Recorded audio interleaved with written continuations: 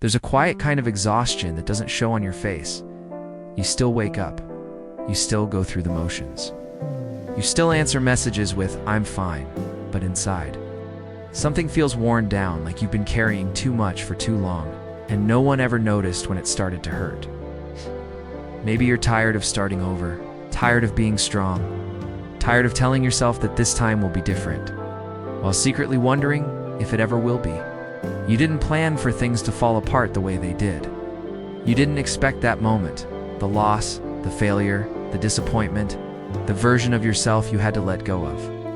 And now, you're standing in the aftermath, asking questions you don't say out loud. Why am I like this now?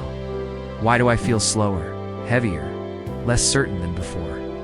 Why do I keep breaking instead of becoming stronger? Here's the truth most people never say. Breakdowns don't just hurt because of what happens. They hurt because they change how you see yourself. You start doubting your judgment. You replay old choices at night. You wonder if the confident version of you is gone for good. And it's scary because no one prepares you for the identity shift that comes after pain.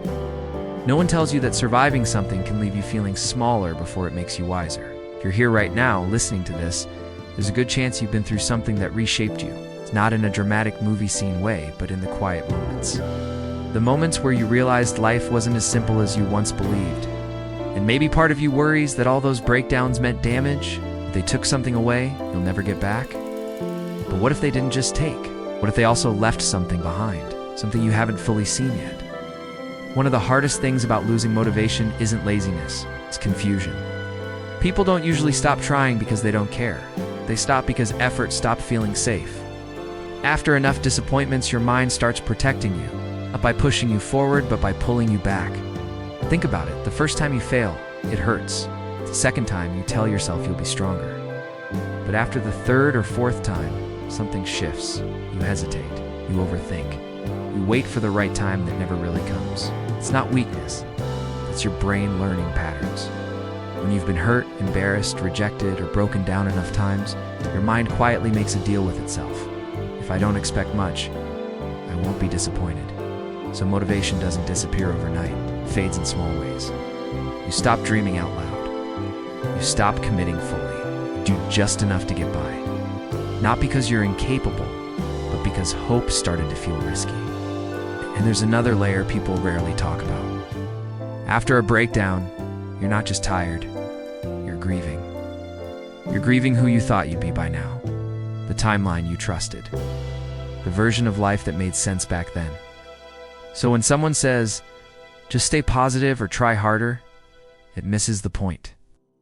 Because the problem isn't effort. The problem is that your past experiences taught you to be careful with belief.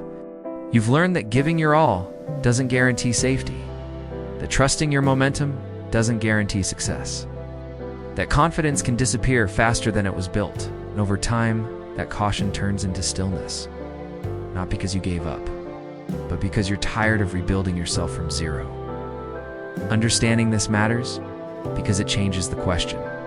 The question isn't, what's wrong with me? The question is, what have I been through that taught me to pull back? And once you ask that, new direction becomes possible. What if the goal isn't to become who you were before the breakdown, but to understand who you became because of it? Most people try to restart their lives the same way they restart a machine, as if they can just reset. Erase the errors and go back to an earlier version. But you're not broken software. You're a human being shaped by experience. Every breakdown forced you to notice things you once ignored. Your limits, your patterns. The people who showed up and the ones who didn't. That awareness didn't come cheap. It didn't come by accident. So instead of asking yourself to feel motivated again, try something smaller and more honest. Ask yourself, what do I understand now that I didn't understand back then? Maybe you're more careful with your energy. Maybe you see red flags sooner. Maybe you no longer chase approval the way you used to. That's not damage, that's wisdom forming quietly. Here's the shift that changes everything. You don't rebuild your life with motivation first, rebuild it with clarity. Clarity about what drains you, clarity about what matters enough to try again, clarity about the cost of saying yes, and the freedom of saying no. So take smaller steps, not because you're afraid, but because you're precise now. One honest action a day is enough. Send the message you've been avoiding. Do the task you keep postponing without trying to perfect it. Show up for 1 hour instead of waiting for a full burst of energy. Momentum doesn't come from intensity. It comes from consistency that feels safe to your nervous system. And here's something important. You don't need to prove your strength anymore. You've already been tested in ways no one applauded. You've already survived days you didn't think you would. So instead of pushing yourself to feel inspired, allow yourself to feel grounded. Because the person you are now doesn't need hype. You need trust.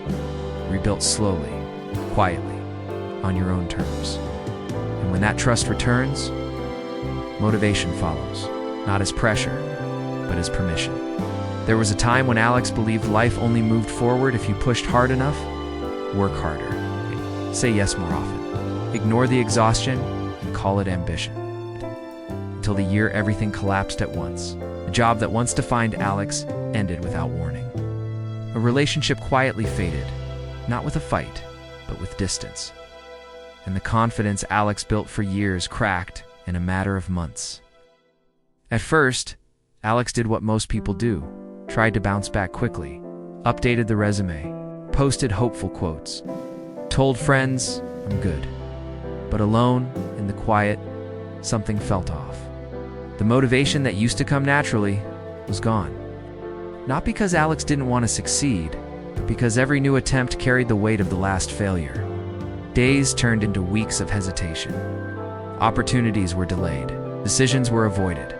And one night, sitting on the edge of the bed, Alex finally admitted something. Not to anyone else, but to the mirror. I'm not lazy. I'm scared of trusting myself again. That moment didn't fix everything, but it changed the approach. Instead of chasing big wins, Alex started rebuilding in ways no one could see. Waking up at the same time each day, not to grind, but to feel stable. Taking a walk without headphones, just to listen to thoughts instead of escaping them.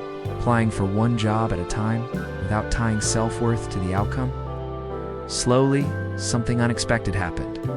Alex began noticing patterns. Which environments caused anxiety, which people drained energy, which goals were rooted in ego, and which felt real. Months later, when a new opportunity came, it wasn't dramatic. No instant transformation, no loud victory. But this time, Alex entered it differently. With boundaries, with self-awareness, the quiet confidence of someone who had already survived the worst version of the story. The breakdown didn't end Alex's life. It edited it. It removed illusions. It sharpened judgment. It created a wiser, steadier version, one that no longer rushed toward things just to feel whole. And that wisdom that stayed. Every breakdown you've survived left a mark. Not all of them were scars. Of them were lines of understanding you didn't have before. See life differently now, and that's not a loss. That's depth. You don't rush the way you used to. You don't believe every promise. You don't confuse noise with direction anymore. That's wisdom, earned the hard way.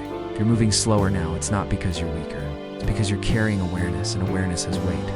So stop measuring your progress by who you once were. Measure it by what you now know. You know how it feels to fall apart and still wake up the next day. You know what doesn't last? Know what actually matters when everything else is stripped away? And that knowledge, no failure can take it from you. One day you'll look back and realize this version of you, the cautious one, is the quieter one, the wiser one, wasn't the aftermath of damage. It was the foundation. Because every breakdown you've survived didn't weaken you. It built someone who understands life more deeply than before. And that kind of strength lasts.